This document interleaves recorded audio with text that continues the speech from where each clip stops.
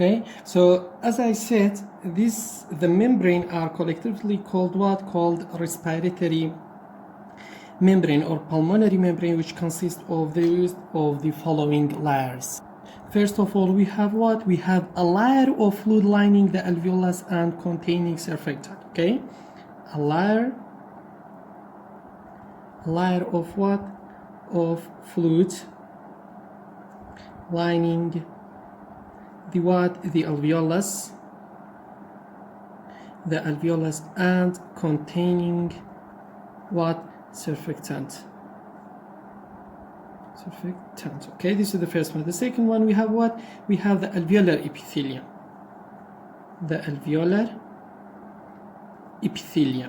Okay, the third one, we have the epithelium basement membrane. Okay, the epithelium basement membrane. Okay, this is the third one. The fourth one, we have what? We have a very thin interstitial space. Okay, thin interstitial space. Okay, the fifth one, we have what? We have a capillary basement membrane. Okay, capillary basement membrane that in many places fuses with epithelial basement membrane and obliterating the interstitial space. Okay, the last one, or the sixth one, we have what? We have the capillary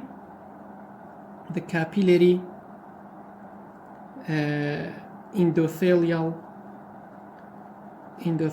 membrane. Okay, so the average thickness of these layers is about what? Is about 0.63 microns.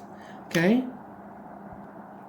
in addition, the diameter of the pulmonary capillaries is about what? Is about 8 micron. Okay, 8 microns, which is about the same diameter of what?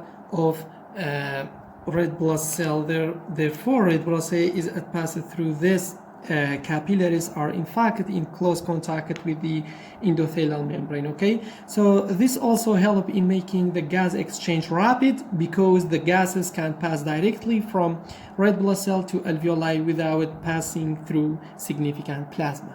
Okay, so now let's jump to the factor that affect the role of what? Rate of gas diffused through the what? Through the respiratory membrane. Okay, through the respiratory membrane. We have the first one, we have the thickness of the membrane. Okay, the thickness of what? Of the membrane.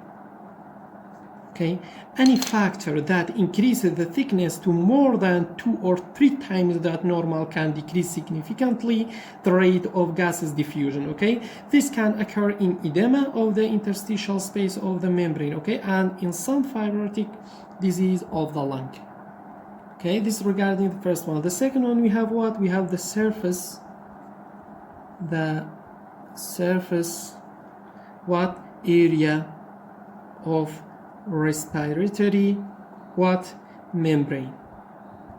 Okay, so the surface area of respiratory membrane, when the total surface area is decreased to about 1/3 to 1/4 normal, exchange of gas through the membrane is impeded to what?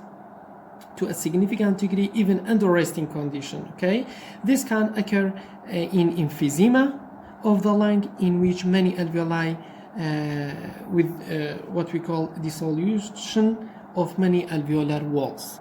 Okay, I mean many alveoli coalesces with dissolution of many alveolar walls. So this regarding the second one. The third one, we have what? We have the diffusion coefficient depends proportionally on the solubility of the gas in the membrane. Okay, so the diffusion coefficient depends on what? Depends proportionally on what? On solubility of the gas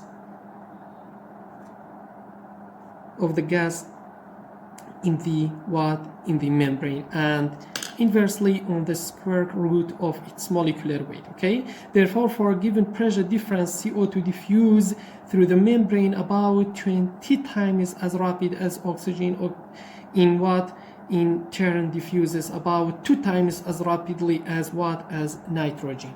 Okay, and the fourth one we have what, fourth factor, the fourth one we have what, the pressure difference. The pressure what difference between what, between the two sides of the membrane. Okay, the fourth factor is this, is the pressure difference between what, between both or the two sides of the what, of the membrane, which tends to move the gas from area of higher partial pressure to an area of low partial pressure. Okay, so now let's focus on the transport of oxygen and carbon dioxide in the what, in the blood and body fluids. Okay, so the blood transport oxygen and CO2 between the lungs and other body tissue. Okay, gases are transported in different forms. Okay, the first one is what, is dissolved, as I said. Okay, dissolved in plasma. This is the first one. The second one through what, through the chemical combination with what, with hemoglobin. Okay, the third one we have what, we have converted into what, into different molecules. It's important to understand the difference between the partial pressure of gas and the gas content of a liquid. So the partial pressure of the gas represents the pressure it would exert in the gas phase. Okay, so now let's focus on the what, in the oxygen transport.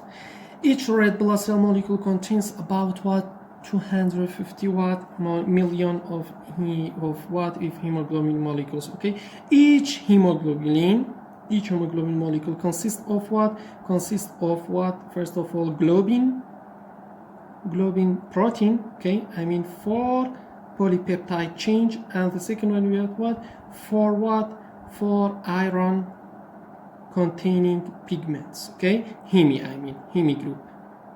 Okay, this is regarding what, this is regarding what we call hemoglobin. Okay, so as I said, each hemoglobin molecule consists of globin protein 4 polypeptide change, and what, the second one is 4 ion containing pigment, heme group. Okay, so each iron atom binds 1 oxygen molecule. Thus hemoglobin molecule can bind up what, 4